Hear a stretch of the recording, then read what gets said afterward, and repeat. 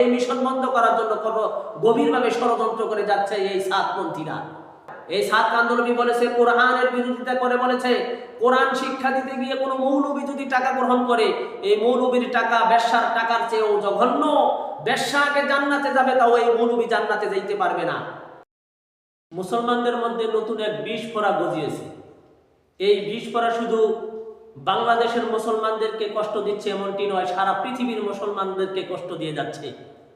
এই বিষ ফোড়া তাদের পরিচয় দেয়, তারা মাঝে মধ্যে বলে তারা সাদিয়ানি, তারা এতাআতি বা তারা সাতপন্থী। এই বিষ ফোড়ার নেতার নাম হলো সাত কান্দলবি, যিনি ভারতে বসে এই পায়তারা চালাচ্ছেন। প্রশ্ন থাকতে পারে সাধারণ জনগণের যে সাত কান্দলবিকে নিয়ে এত আলোচনা এলো, এত সমালোচনা কেন? সাত কান্দলবির দোষগুলো কি কি? আজকে আমরা বিষয়ভিত্তিক সাত কান্দলবির দোষগুলো নিয়ে আপনাদের সামনে কথা বলার জন্য চেষ্টা করব। তবে হ্যাঁ, আপনাদেরকে গুরুত্ব সহকারে শুনতে হবে, কথাগুলো গুরুত্ব সহকারে শুনতে হবে। সাত কান্দলবির বিষয়ে আলেম ওলামা এত লেখালেখি, এত বিরোধিতা করার কারণ কি? এত বিরোধিতা করার কি কারণ আজকে আমরা জানবো। সাত কান্দলবি তিনি তিনার বক্তব্যে বলেছেন, তিনি তিনার লেকচারে বলেছেন যে ক্যামেরাওয়ালা মোবাইল নিয়ে নামাজ পড়লে নামাজ হবে না। এটা ওনার ভিত্তিহীন একটি কথা, এটা ওনার গোমরাহী একটা কথা। অথচ উনার ভক্তরা আমরা দেখেছি ক্যামেরাওয়ালা মোবাইল নিয়ে নামাজ পড়ে। শুধু তাই নয়, বিভিন্ন ইউটিউবের কমেন্ট বক্সে আমরা দেখেছি তার ভক্তরা এত ফালতু ফালতু, এত জঘন্য ভাষায় কমেন্ট করে যে এই কমেন্টগুলো পড়াও আমাদের জন্য শোভনীয় নয়। এই সাত কান্দলবি বলেছেন, কোন ওলামা, কোন আলেম ওলামা যদি ক্যামেরাওয়ালা মোবাইল ব্যবহার করে, ওই আলেম ওলামা হচ্ছে ওলামে সু, এরা ব্যবসায়িক আলেম, এরা আলেমে গাধা। এই আলেমদেরকে সে গাধা বলেছে, নাউজুবিল্লাহ। অথচ এই সাত কান্দলবি তার নিজেরই ক্যামেরাওয়ালা বা বড় টাচ মোবাইল রয়েছে। সাত কান্দলবি কখন কি বলে সে নিজেই বলতে পারে না, সে পাগল হয়ে গেছে। যেমন গোলাম আহমদ কাদিয়ানি কখন কি বলতো, সকালে একটা বিকালে একটা, কথা বলার সাথে কোনো কথার মিল ছিল না। ঠিক তেমনি ভাবে সাত কান্দলবি কখন কি বলতেছে উম্মত থেকে সে নিজেও বুঝতে পারে না। এই সাত কান্দলবি বলেছে, কোরআনের বিরোধিতা করে বলেছে, কোরআন শিক্ষা দিতে গিয়ে কোনো মৌলবী যদি টাকা গ্রহণ করে, এই মৌলবীর টাকা বেশ্যার টাকার চেয়েও জঘন্য। বেশ্যাকে জান্নাতে যাবে, তাও এই মৌলবী জান্নাতে যাইতে পারবে না। কত দুঃখজনক বিষয়। আজকে ছোট্ট ছোট্ট বাচ্চাদের থেকে, মুসলমানদের সন্তান থেকে কোরআন ও হাদিসকে দূরে রাখার জন্য সে কত পায়তারা চালাচ্ছে। একটু আপনাদেরকে আমি বুঝাইতে চাই যে এখান থেকে আপনারা বুঝে নেবেন সে কত বড় ঘৃণিত কাজ, জঘন্যতম কাজ করতেছে। সে বলেছে যে মাদ্রাসায় যাকাত দেওয়া যাবে না। মাদ্রাসায় যদি যাকাত দেওয়া হয়, এই যাকাত আদায় হবে না। অথচ মাদ্রাসায় যাকাত দিলে যাকাত আদায় হবে। এখানে অনেক এতিম, অনেক দরিদ্র সন্তানেরা পড়ালেখা করে কোরআনের ইলম, হাদিসের ইলম, আল্লাহর রাসূলের ইলম তাদের সিনায়, তাদের পাদরে ধারণ করে ভবিষ্যৎ প্রজন্মকে এই ইলমের আলো সৃষ্টি করার জন্য তারা এই কাজ করে যায়। অথচ এটা বন্ধ করার জন্য, এই মিশন বন্ধ করার জন্য গভীরভাবে ষড়যন্ত্র করে যাচ্ছে এই সাতপন্থীরা। সে বলেছে যে না, দাওয়াতের চেয়ে নামাজের গুরুত্ব অনেক বেশি। নাউজুবিল্লাহ। যে তুমি নামাজ পড়তে যেও না, তাও দাওয়াত দিতে যাও। এটা তার গুমরাহি আরেকটা কথা। সে নবীদের দোষ চর্চা করতেও ভুল করেনি। মূসা আলাইহিস সালামের দোষ চর্চা করতে সে বলেছে, মূসা আলাইহিস সালামের দোষ ধরেছে। এবং সে বলেছে কি, মূসা আলাইহিস সালাম উম্মতকে দাওয়াত না দিয়ে কিতাব আনতে যাওয়া, এটা ওনার ঠিক হয় নাই। আল্লাহ তাআলা ডাকতে পারে। দেখছেন কত বড় গুমরাহি, কত বড় জাহেল হলে এই কথা বলতে পারে যে মূসা আলাইহিস সালাম নাকি কিতাব আনতে যাওয়া তার ওইটা ভুল হয়েছে। তার ৭,০০০ উম্মত গোমরা হয়েছে দাওয়াত না দেওয়ার কারণে। সে বলেছে কি, অন্য কারো কিতাব পড়া যাবে না।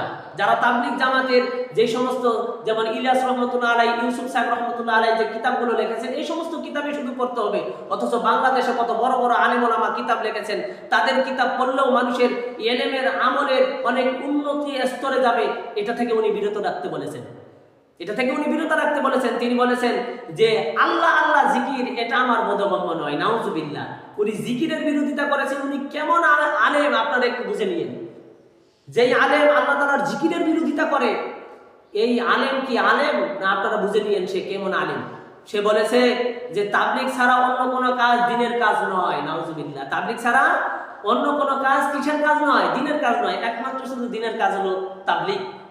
তাহলে এই মাদ্রাসায়, এই মসজিদে, এই ওয়াজ, এই নসিহত, এই লেখালেখি, এসব কিছু কি, এই যে জিহাদ, এসব কিছু কি দিনের কাজ না? সে আরো বলেছেন মাদ্রাসায় যে সমস্ত শিক্ষকেরা চাকরি করে, যে সমস্ত শিক্ষকেরা এই মাদ্রাসায় তালিম তরবিয়ত করে, এদেরকে এই সমস্ত দিনের কাজ ছেড়ে দিয়ে তাকে তাবলীগ করা দরকার। এটা নাকি দিনের কাজ।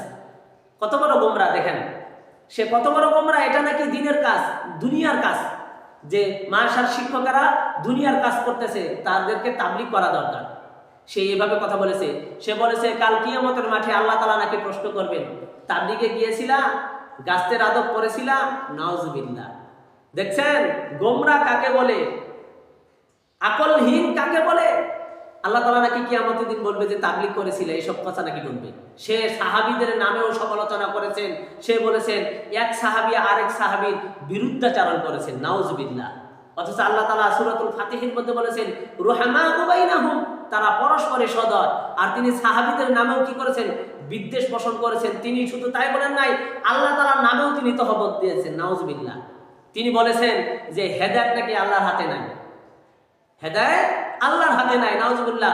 কত বড় গোমরা হলে এই কথা বলতে পারে যে হেদায়েত নাকি আল্লাহর হাতে নাই। হেদায়েত যদি আল্লাহর হাতে হইতো তাহলে আল্লাহ তাআলা নবী পাঠাইতেন না। আহারে, মদ খাইলে, গাঞ্জা খাইলেও মনে হয় মানুষ এই কথা বলে না যেই কথায় সাদ কান্দরবি বলে। সে কি রকমের মদ খেয়েছে, ডেট এক্সপায়ার মদ খাওয়ার পরে আজকে বলতেছে হেদায়েত আল্লাহর হাতে নাই। আপনারা একটু বুঝে নিয়েন সে কার বুলি এখানে বলতেছে, একটু বুঝে নিয়েন। সে বলতেছে বড় গুনাহ তোমাদের কাছে হত্যা হতে পারে, বড় গুনাহ তোমাদের কাছে চুরি হতে পারে, আমার কাছে বড় গুনাহ হলো কি তাবলীগ না করা, নাউজুবিল্লাহ। এই জন্য বুঝে টঙ্গী ইজতেমার মাঠে তোমরা হত্যা করো, এই জন্য বুঝে তোমরা বাংলাদেশের মধ্যে বিভাজন সৃষ্টি করো, এই জন্য বুঝে বাংলাদেশের মধ্যে তোমরা বৈষম্য তবলীগের নামে করো। যে তোমাদের কাছে হত্যা বড় নয়, তোমাদের কাছে চুরি বড় নয়, খুন করা বড় নয়, এই জন্য তোমরা মানুষকে খুন করো, চুরি করো, হত্যা করো, সন্ত্রাস করো। হ্যাঁ, কত বড় বেয়াদবিমূলক কথা, কত বড় মূর্খতা যে অন্য কোনো গুনাহ তার কাছে বড় না, তাবলীগে না গেলে এই গুনাহটাই বড়। সে বলেছে, সে আর কি বলেছে জানেন, সে বলেছে কোরআন না বুঝে পড়লে কোনো সওয়াব নাই, লা হাওলা ওয়ালা কুওয়াতা ইল্লা বিল্লাহ। অথচ এই বিষয় নিয়ে কত হাদিস, কত কোরআনের বাণী রয়েছে যে কোরআন যেভাবেই বান্দা পড়বে না কেন আল্লাহ তাআলা তাকে সওয়াব দিতেই থাকবে, সুবহানাল্লাহ। অথচ এই মূর্খ বলতেছে, এই জাহেল বলতেছে কোরআন না বুঝে পড়া কোনো সওয়াব নাই। তিনি বলছেন যে ভোট দেওয়া যাবে না, ভোট দেওয়া হারাম, ভোট দেওয়া যাবে না। ভোটের বিরোধিতা করে সারা পৃথিবীর সাথে তিনি গাদ্দারি করেছেন। আমি সচেতন নাগরিকদেরকে বলতে চাই, সচেতন মুসলমানদেরকে বলতে চাই, আপনি যদি সচেতন হন, আপনার যদি সুবুদ্ধি থেকে থাকে, এই সাতপন্থীর অনেকগুলো গুমরাহি দরকার নাই। একটা গুমরাহি যদি আপনি গবেষণা করেন তাহলেই আপনার বোধগম্য হবে যে এই সাত কান্দরবীর পক্ষে থাকবেন না, আপনি বিপক্ষে যাবেন।